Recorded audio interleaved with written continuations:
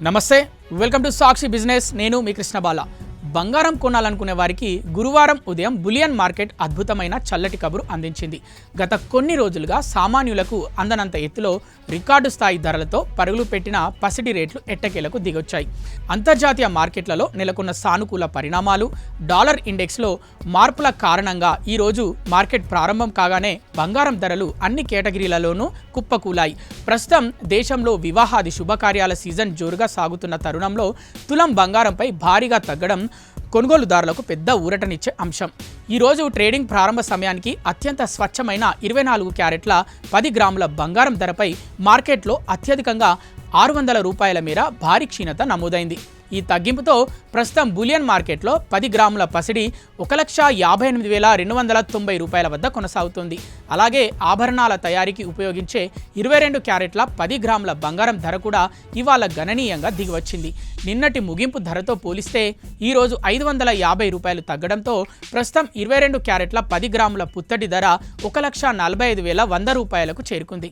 ఇక బడ్జెట్ ధరల్లో light weight ఆభరణాల కోసం ఇష్టపడే 18 క్యారెట్ల 10 గ్రాముల బంగారం ధరపై ఈరోజు ₹450 మేర తగ్గింది.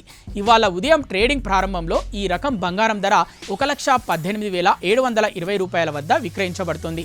బంగారం ధరలు భారీగా తగ్గుముఖం పట్టినప్పటికీ వెండి ధరల్లో మాత్రం ఎలాంటి కదలిక కనిపించలేదు.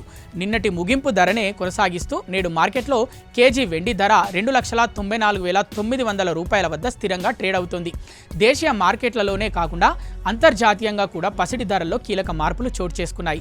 ముఖ్యంగా సింగపూర్లో ఈరోజు 10 గ్రాముల బంగారం ధర ఇండియన్ కరెన్సీ ప్రకారం ₹1,87,680గా నమోదైంది.